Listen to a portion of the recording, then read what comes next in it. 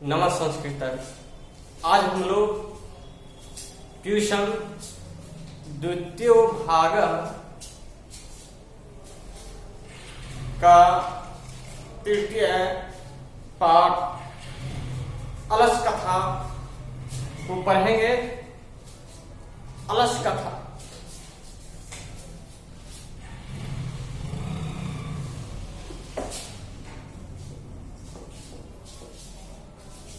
यह जो अलस कथा है विद्यापति द्वारा रचित। किनके द्वारा रचित है? विद्यापति। यह अलस कथा विद्यापति द्वारा रचित पुरुष परीक्षा ग्रंथ का एक अंश विशेष वहां से लिया गया। और यह जो अलस कथा है उपदेशात्मक लघु कथा, यह कहां से लिया गया है? पुरुष परीक्षा ग्रंथ से लिया। कहां से लिया गया है? पुरुष परीक्षा ग्रंथ से। पुरुष परीक्षा ग्रंथ विद्यापति द्वारा रचित है। उसी से एक उपदेशात्मक लघु कथा के रूप में इसे लिया गया। समझ में आ गया? अब देखिए, विद्यापति जो थे मैथिली, अवहट तथा संस्कृत तीनों भाषा के ज्ञानी थे। इन्होंने तीनों भाषाओं में बहुत सारी रचनाएं। अभी देखिए, इसमें पुरुष परीक्षा ग्रंथ में धर्म, अर्थ और काम इत्यादि विषयों से संबंधित अनेक मनोरंजनात्मक कथाएं प्रस्तुत किए हैं। पुरुष परीक्षा ग्रंथ में बहुत से मनोरंजन रूपी कथाएं प्रस्तुत किए हुए हैं। अब देखिए कि अलस कथा में दोषों के निराकरण की शिक्षा दी गई है। किसकी शिक्षा दी गई है? दोषों के निराकरण की शिक्षा दी गई है। और इस पाठ से संसार की विचित्र गतिविधि का भी परिचय मिलेगा। तो हम लोग अब चलते हैं पाठ की ओर। अब इसका परिचय पहले जान लेते हैं क्या है, और तब आगे बढ़ेंगे।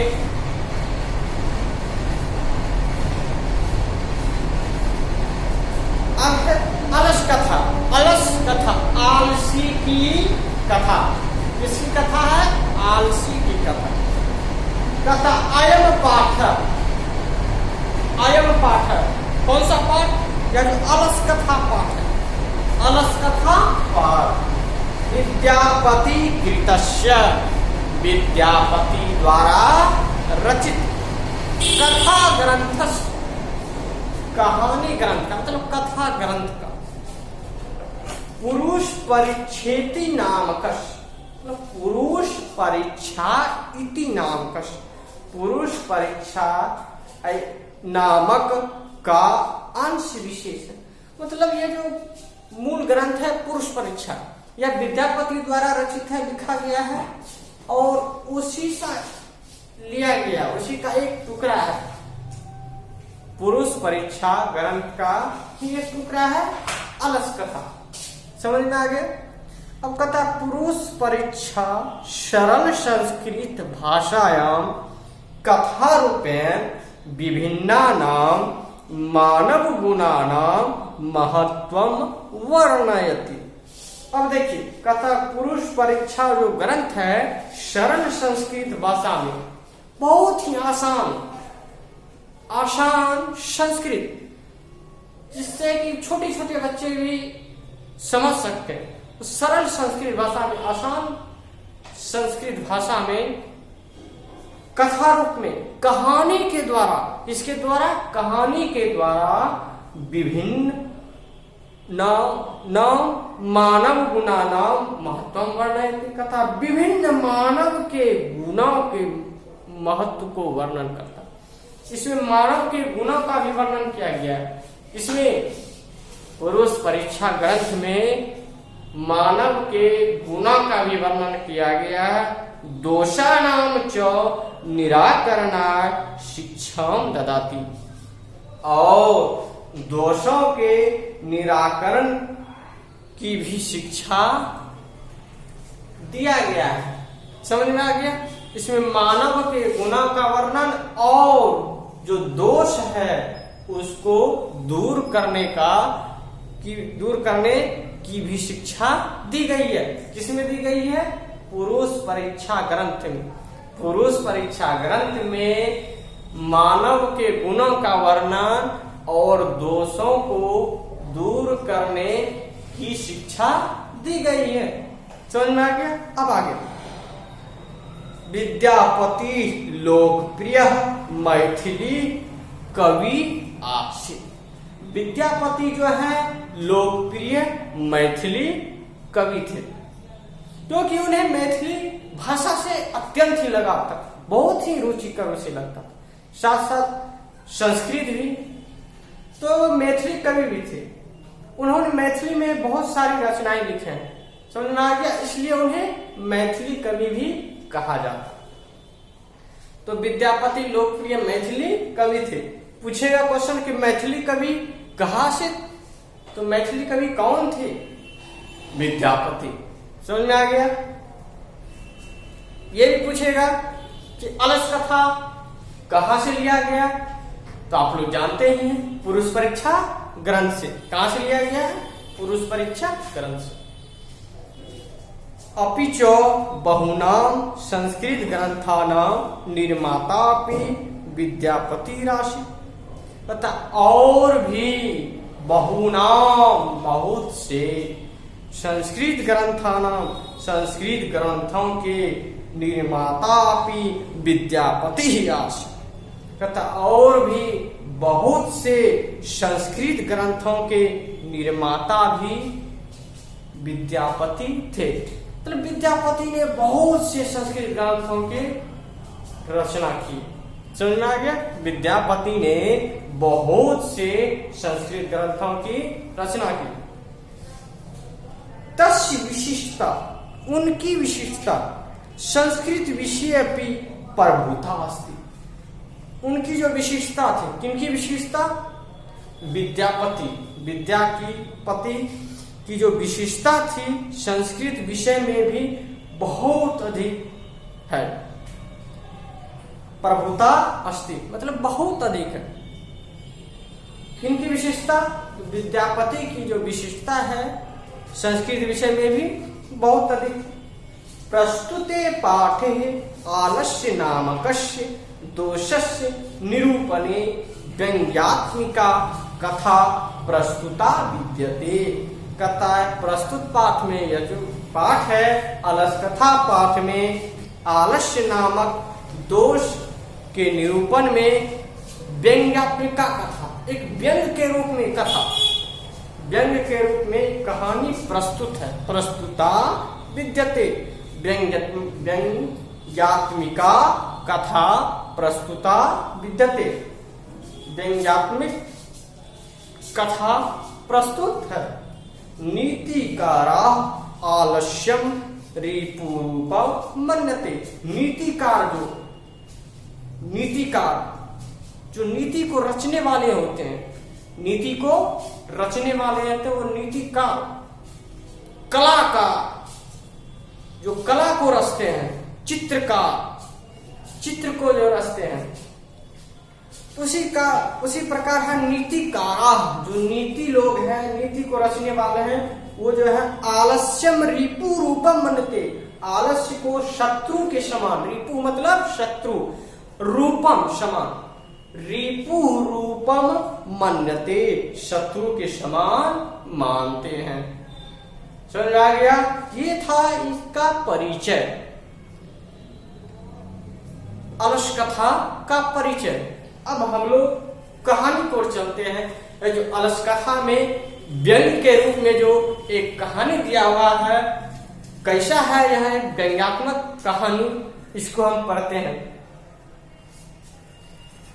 चलिए हम लोग कहानी की ओर। कहता आशित मिथिलायाम वीरेश्वरो नाम मंत्री। मिथिलायाम, मिथिला शब्द है, मिथिला, इसका सप्तमी एक वचन है मिथिलायाम, मिथिला में। क्या है? मिथिला में वीरेश्वरो नाम मंत्री आशित। मिथिला में वीरेश्वर नाम का मंत्री था, मिथिला में वीरेश्वर नाम का मंत्री था। सच वे स्वभावा दानशील कारुणिकस्य सर्वेभ्यो दुर्गतेभ्यो अनाथेभ्यश्च प्रत्यहम इच्छा भोजनम दाप्यते। अब जो मिथिला में वीरेश्वर नाम का मंत्री था, अब देखिए मंत्री कैसा था, इसको हम जानेंगे। कैसा मंत्री था? वह जो मंत्री था स्वभाव से, सब व्यक्ति का अपना अपना स्वभाव होता है कि नहीं? तो पृथ्वी पर जितने भी व्यक्ति हैं सबका स्वभाव एक जैसा नहीं होता है, सबका स्वभाव अलग अलग होता है। जितना भी मनुष्य है सबका स्वभाव अलग अलग होता है। तो उनका स्वभाव कैसा था? दानशील था। जो दानी होता है वो दानशील होता है। जैसे हमारे राजा कर्ण थे, वो क्या थे? दानवीर थे। उसकी भी कहानी हम लोग पढ़ेंगे, इसी बुक में है। कर्ण से दानवीरता, कर्ण की दानवीरता, बहुत ही दानी। तो वैसा ही दानी तो नहीं थे, लेकिन ये कहानी के रूप में बनाया गया है। तो सच स्वभाव, वीरेश्वर स्वभाव से दानशील, कारुणिक और दयावान। दानशील था और दयावान, जिसको बोलते दयालु। सर्वेभ्यो दुर्गतेभ्यो अनाथेभ्यश्च, वे जो है सभी दुर्गति वालों, जिसकी दुर्गति है, इसको कुछ नहीं है, संकटग्रस्त आदमी, जो कुछ कार्य नहीं कर सकता। अनाथेभ्यश्च, और जो अनाथ है, नाथ, जिसका ना आगे ना पीछे, जिसका कोई सहारा नहीं होता है, वह है अनाथ। प्रत्यहम इच्छा भोजनम दाप्यति, वो जो है प्रतिदिन भोजन दिलवाते थे। कौन? वीरेश्वर। वीरेश्वर जो थे, जो संकटग्रस्त आदमी है उसको और अनाथों को प्रतिदिन भोजन दिलवाते थे। तन्मध्ये अलसेभ्यो अपि अन्न वस्त्रे दाप्यति, कहता उसी बीच में, किसके बीच में? वही जो संकटग्रस्त है और अनाथ है, उसी बीच में जो आलसी था उसको भी अन्न और वस्त्र दिलवाते थे। समझ में आ गया? क्यों? यतः, क्योंकि संकटग्रस्त और अनाथ के साथ साथ जो आलसी व्यक्ति था उसको भोजन दिलवाते थे। तो कहता क्यों? क्योंकि निर्गति नाम च सर्वेषाम अंशः प्रथमो मतः, कहता जिसकी कोई गति नहीं है, निर्गति नाम च सर्वेषाम अंश, और सभी आलसियों का, निर्गति लोगों का मतलब जिसकी कोई गति नहीं है और जो कुछ कार्य नहीं कर सकता है, जो कुछ कार्य नहीं कर सकता है, और आलसी लोगों का प्रथमो मत, पहला मत, मतलब सबका पहला सिद्धांत यही होता है कि किंचित क्षमते कर्तुम जाठेना अपि भरिना, मतलब इन सब व्यक्तियों का यही सिद्धांत होता है, प्रथम सिद्धांत यही होता है कि वे लोग पेट की अग्नि की ज्वाला को सहन कर सकता है लेकिन वह कोई कार्य नहीं करेगा। आलसी लोग ऐसा ही होता है, बैठे बैठे रह जाएगा, भूखे रह जाएगा, लेकिन कोई कार्य नहीं करेगा। समझ में आ गया? यह आलसी लोगों का प्रथम सिद्धांत यही होता है कि भूखे रह जाएगा लेकिन कोई काम नहीं करेगा। तथा उसके बाद अलस्य पुरुषाणाम तत्रेष्ट लाभं श्रुत्वा बहवः तुंद परि निजास्तत्र वर्तली बभूवुः। कथा उसके बाद आलसी पुरुषों का, अलस्य पुरुषाणाम, आलसी पुरुषों का तत्रेष्ट लाभम, इच्छित लाभ, वो श्रुत्वा, सुनकर, इसमें त्वा प्रत्यय है, त्वा। कथा उसके बाद आलसी पुरुषों का इच्छित लाभ श्रुत्वा, सुनकर बहवः तुंद परि निजास्तत्र वर्तली बभूवुः, बहुत से द्वंद बढ़ाने वाले भी वहां पहुंच गए। अब देखा भाई, आलसी लोग भी पॉकेट में खा रहा है तो हम भी पहुंचा। अब देखिए उसके लिए भी एक श्लोक दिया हुआ है, यतः क्योंकि स्थिति सौकर्य मूला ही सर्वेषाम अपि संहते सजाति नाम सुखम दृष्ट्वा केना धावन्ति जंतवः। देखिए इसमें है कि सर्वेषाम स्थिति, सबकी स्थिति क्या होती है, मतलब सब व्यक्ति क्या सोचता है, सुविधाजनक सोचता है, आसान सुख खोजता है कि नहीं खोजता है?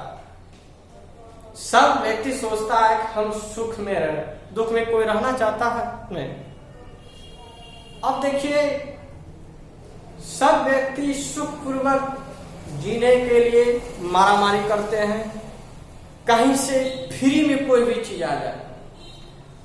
यहां यही बात कही गई है कि ऐसा कौन सा व्यक्ति है, के जनतवा, कौन व्यक्ति है, कौन प्राणी है जो सजाति नाम सुखम दृष्टवा, अपने जाति के सुख को दृष्टवा देखकर न धावंती, नहीं दौड़ता। कहीं देखिए फ्री में राशन पानी बांटा जा रहा है, वो ले रहा है, तो और आदमी क्या सोचेगा कि छोड़ दे, कहीं फ्री में पैसा बांटा जाएगा तो क्या सोचेगा वो, हम भी लेंगे। मतलब देखा स्वजाति नाम, अपने जाति के सुख को देखकर कौन ऐसा प्राणी है जो नहीं दौड़ता हो। सब मतलब सबको सुख पूर्वक जीना अच्छा लगता है, तो इसके बारे में बताया गया है। वही कहा है इसमें कि आलसी को जो भोजन दिया जा रहा है तो द्वंद बढ़ाने वाले भी वहां पहुंच गए। समझ में आ गया? अब अगला जो वीडियो है शेष अगले वीडियो में देखेंगे।